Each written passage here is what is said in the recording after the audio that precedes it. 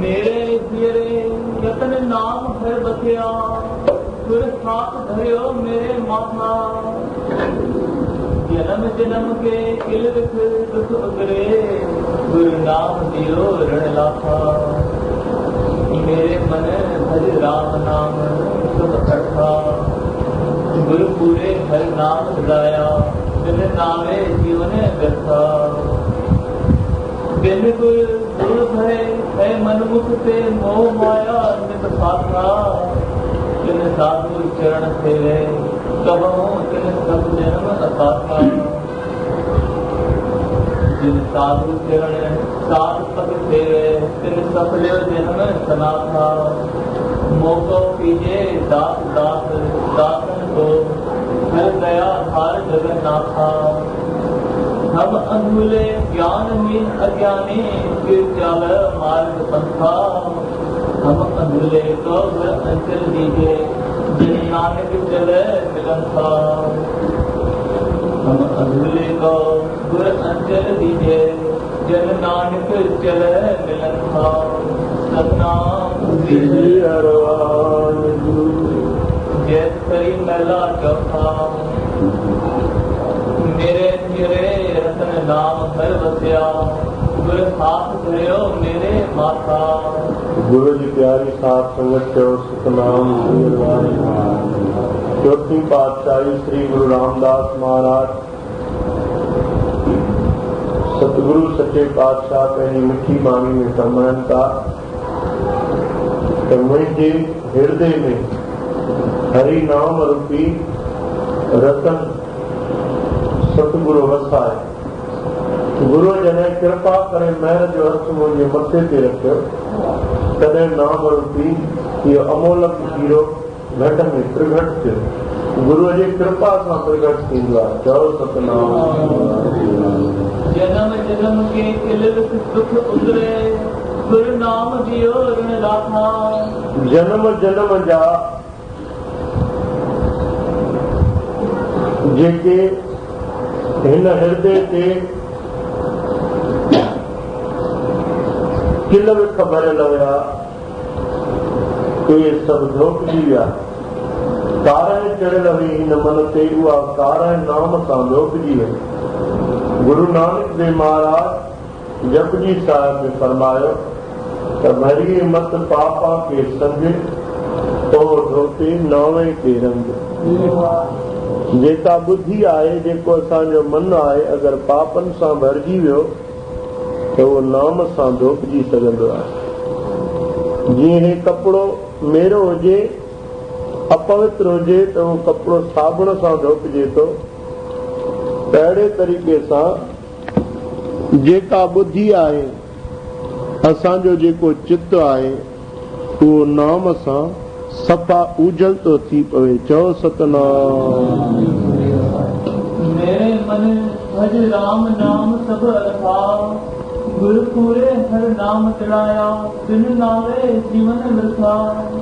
सतगुरु जॾहिं नाम ॾिनो, उन नाम जे सिमरन करण सां सभु कर्ज लही था वञनि। कहिड़ा कर्ज?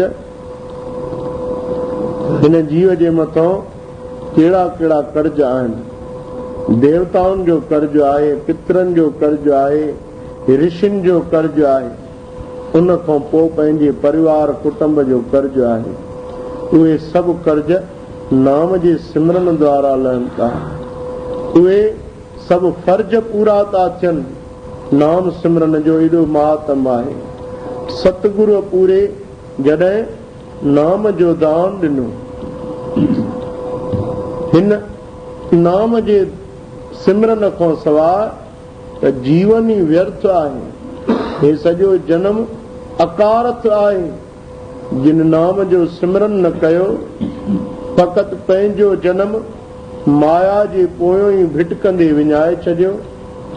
फ़क़ति पंहिंजो जन्म कुटुंब परिवार जे मोह में विञाए छॾियो। दुकान ऐं धंधा कंदे पंहिंजो जीवन जंहिं विञाए छॾियो, या जंहिं कुटुंब परिवार जा ई कम निपटाईंदे जीवन गुज़ारे छॾियो। कॾहिं ख़्यालु न कयईं कि मूंखे असली कम बि करणो आहे, जंहिं कम जे लाइ मूंखे मानुष बि देही प्रभुअ ॾिनी आहे। उहो सचो सौदो बि मूंखे कॾहिं ख़रीद करणो आहे, उहो सौदो न ख़रीद कयईं त उनजो जनम ई अकारथ थी वियो। चओ सतनाम। बिन गुर धूड़ भय है मन मुख ते, मोह माया नित पाथा। बिना सतगुरुअ जे, बिना गुरुअ जे सहारे जे, बिना गुरुअ जे रहमत जे हे जीव मूढ़ तो बणिजी वञे, मूर्ख तो बणिजी वञे। मोह ऐं माया में नित फांसी तो पवे। रोज कोई न कोई नई ॻाल्हि थी अहिड़ी साम्हूं अचेसि जंहिंमें हे जीव फांसी ऐं उन्हनि में गीलजी थो वञे। सत्संग खां दूर थो थी वञे, नाम खां दूर थो थी वञे, भॼन सिमरन खां दूर थो थी वञे। वार वार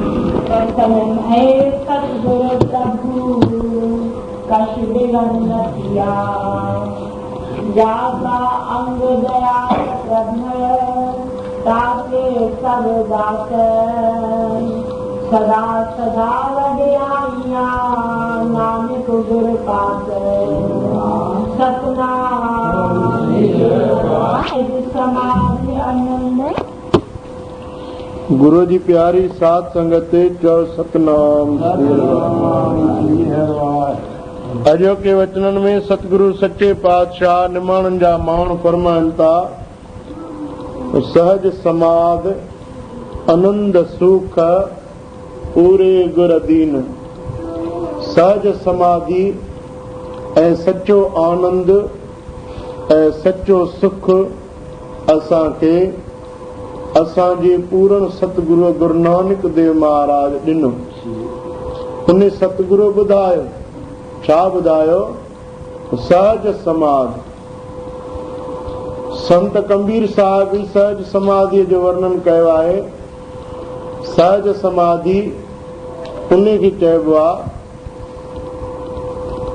कि हलंदे चलंदे खिलंदे खाईंदे संसार जो सभु कुझु कमु कंदे निर्लेप रहे, पंहिंजे हृदय खे नाम में विॼाए रखे, पंहिंजे हृदय में नाम जी समाधीअ सां जुड़ियल हुजे। ॿाहिरियां सभु कर्म कंदे बि उहो निर्लेप आहे।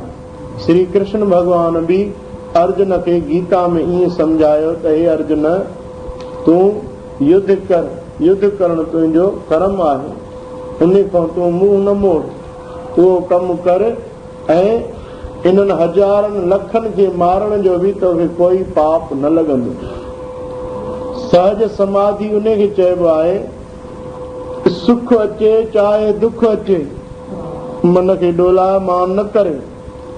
सहज समाधि उन खे चइबो आहे त हानि थिए चाहे लाभ थिए, उन में बि सदाई मन खे एकाग्र रखे, स्थिर रखे। कहिड़ियूं बि परिस्थितियूं जीवन में अची वञनि,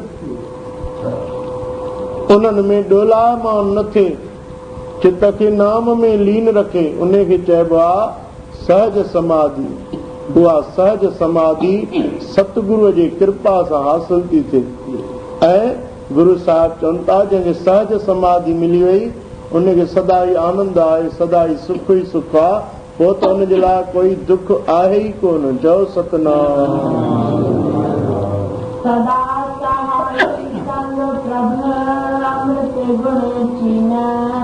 प्रभु उन्हनि सां सदा सहाय आहे जेके सहज समाधीअ में रहनि था।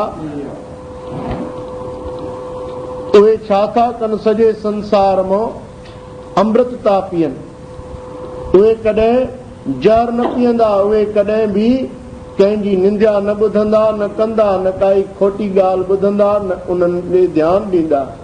उहे सदाई अमृत पीअण वारा आहिनि, उहे अमृत ई पीअंदा। कहिड़ो अमृत पीअंदा? गुरबाणीअ जो रस पीअंदा, नाम जो अमृत पीअंदा, सभिनि जा सदगुण खणंदा, सुठा सुठा गुण खणंदा, अवगुणनि ॾे न निहारींदा कंहिंजे। उहे गुरमुख सेवक सदाई नाम में लीन ई रहंदा। अमृत रूपी गुण जीअं हंस जे अॻियां केतिरा बि ॿिया पदार्थ रखो पर हंस खे त हीरा मोती ही चुगणा उहे हीरा मोती खाईंदा उन खां सवाइ ॿी काई शइ न खाईंदा। तीअं जेके गुरमुख आहिनि उहे नाम खां सवाइ ॿी काई शइ क़बूल नथा कनि। उहे कननि सां बि नाम था ॿुधनि, रसना सां बि नाम था जपनि, पंहिंजे हिक हिक श्वास में नाम जपे पंहिंजो हे जीवन पवित्र था कनि। चओ सतनाम। जय जयकार जगत में लोचे सब। नाम जपण वारनि गुरमुखनि जी जय जयकार थींदी आहे। लोचे सभु जी आहे। जेको बि उन्हनि जे साम्हूं ईंदो, जेको बि उन्हनि सां मिलंदो, उन जे हृदय में प्रेम पैदा थी वेंदो। उन जे मन जा सभु संसा लही वेंदा। उतर गया मेरे मन का संसा जब तेरा दर्शन पाया। संतनि जे दर्शन सां ई, नाम जपण वारनि सतपुरुषनि जे दर्शन सां ई मन जा संसा दूर थी वेंदा आहिनि। काई ॻाल्हि पुछणी हूंदी आहे परंतु उहे ईअं ई जवाबु ॾेई छॾींदा आहिनि, पहिरियों पुछण खां पहिरियों ई ॿुधाए छॾींदा आहिनि। उन जा सभु संसा निवृत करे छॾींदा आहिनि। ऐं हे गुरमुख, तूं बि पंहिंजे मन में कोई संसो भरम न रख, सदाई नाम जप। तुंहिंजो कमु हीरा मोती चुगण सां आहे। ॿियूं सभु ॻाल्हियूं किन कचिरो खाइणु तुंहिंजो कमु न आहे। तूं कंहिंजो बालक आं, तूं सतगुरूअ जो बालक आं, सतगुरूअ जो सेवक आं। तूं उहे हीरा मोती ही खा। चओ सतनाम। सुप्रसन्न भय सतगुरु प्रभु कछु बिघन न थिया। तोते सतगुरु राजी आहिनि, तोते सतगुरु प्रसन्न आहिनि। सुप्रसन्न भय सतगुरु प्रभु कछु बिघन न थिया। भला ॿुधा त जंहिंखे नानक शाह जी ओट, तंहिंखे लॻंदी न काई चोट। जिसके सिर ऊपर तू स्वामी, सो दुख कैसा पावे। सुप्रसन्न भय सतगुरु प्रभु किछु बिघन न थिया। तोखे कोई विघन न लॻंदो। ताती वाह न लागई, तार ब्रह्म शरण आई। तूं प्रभुअ जी शरण वरिती आहे, सतगुर जी शरण वरिती आहे, सतगुर जी ओट वरिती आहे। तोखे संसार जी तती हवा न लॻंदी। जय श्री कृष्ण। ऐसे और भजन एवं गुरबाणी को श्रवण करने के लिए हमारे YouTube चैनल बाबा भगत राम चकरभाटा को सब्सक्राइब, लाइक एवं शेयर करें।